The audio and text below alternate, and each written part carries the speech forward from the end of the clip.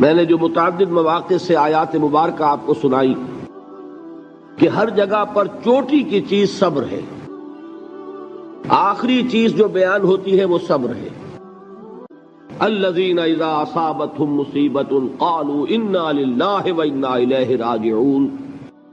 اے نبی بشارت دیجئے، خوشخبری دیجئے ان صبر کرنے والوں کو کہ جن پر جب بھی کوئی تکلیف یا مصیبت نازل ہوتی ہے تو کہتے ہیں کہ ہم اللہ ہی کے ہیں اور اللہ ہی کی طرف ہمیں لوٹ جانا ہے۔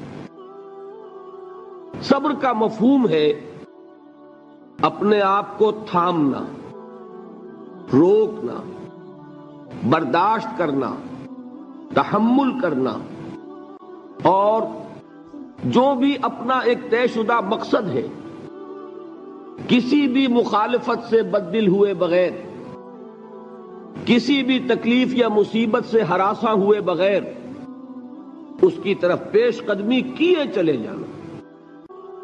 ناگواری محسوس ہو رہی ہے لیکن اس ناگواری کو برداشت کرتے ہوئے انسان اللہ کے حکم کے اوپر جمع رہے، اللہ کے حکم پر عمل کرے۔ یہ کیا ہے؟ یہ صبر ہے۔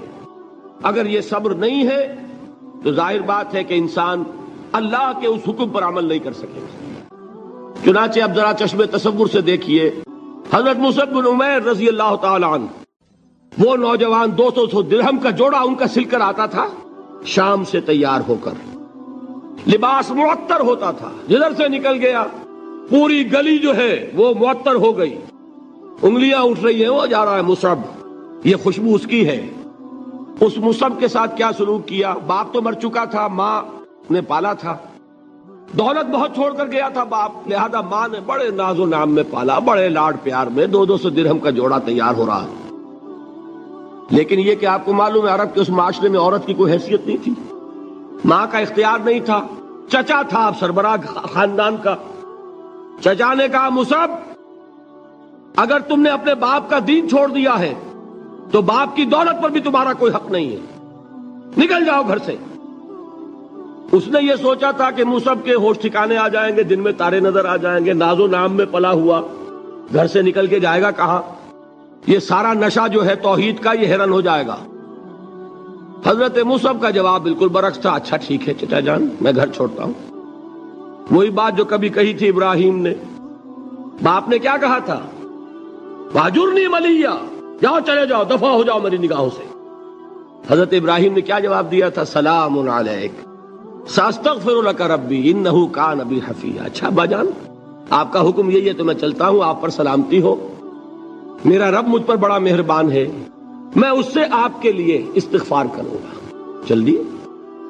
یہی جو ہے حضرت ابراہیمی کی نسل ہے نا قریش۔ آج ابراہیم کے ایک بیٹے کے ساتھ وہی معاملہ ہو رہا ہے مصعب کے ساتھ، اور مصعب چلنے کے لیے تیار ہو گئے۔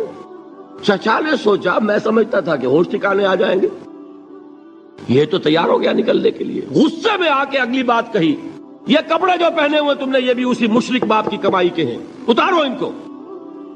وہیں کپڑے اتارے، مادر زاد برہنہ گھر سے نکالے گئے۔ ماں کے پاس پہنچے، ماں نے آنکھوں پر ہاتھ رکھے، مصعب کیا ہوا؟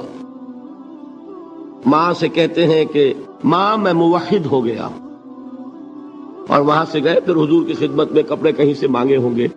یہ مصعب ہیں 200 درہم کا جوڑا پہننے والے۔ جب حضور پر مدینے کے 12 افراد ایمان لائے تھے، بیعت عقبہ اولیٰ ہوئی، انہوں نے کہا کہ حضور ہمیں کوئی شخص اپنا ایسا شاگرد دیجئے جو ہمیں قرآن پڑھا سکے۔ حضور نے حکم دیا مصعب جاؤ، اب مدینے جاؤ، یثرب جاؤ، یثرب والوں کو قرآن پڑھاؤ، انہیں تبلیغ کرو۔ مصعب گئے ہیں وہاں، 1 سال کی کمائی 75 افراد لا کر حضور کے جھولی میں اگلے سال ڈال دیے کہ حضور یہ میری 1 سال کی کمائی ہے، 72 مرد 3 عورتیں۔ بہرحال وہ مصعب بن عمیر ہیں جو غزوہ احد میں شہید ہوئے، اور جب شہید ہوئے تو ان کے جسم پر صرف ایک چادر تھی۔ یہی چیزیں ہیں اصل میں کہ جو ہمارے دلوں کو منور کرنے والی ہیں نور ایمان سے۔ وہ علم بردار تھے غزوہ احد میں، جھنڈا مسلمانوں کا ان کے پاس تھا۔ ایک ہاتھ پر ایک شانے پر وار پڑا، ہاتھ کٹ گیا، دوسرے سے تھاما، دوسرے پہ کٹ گیا، اب دونوں حصوں کے بچے ہوئے ٹکڑوں سے جھنڈے کو تھاما، گرنے نہیں دیا، یہاں تک کہ شہید ہو گئے۔ شکل میں حضور سے بہت مشابہ تھے. خبر اڑ گئی کہ محمد شہید ہو گئے صلی اللہ علیہ وسلم. یہ مصعب بن عمیر کا واقعہ ہے.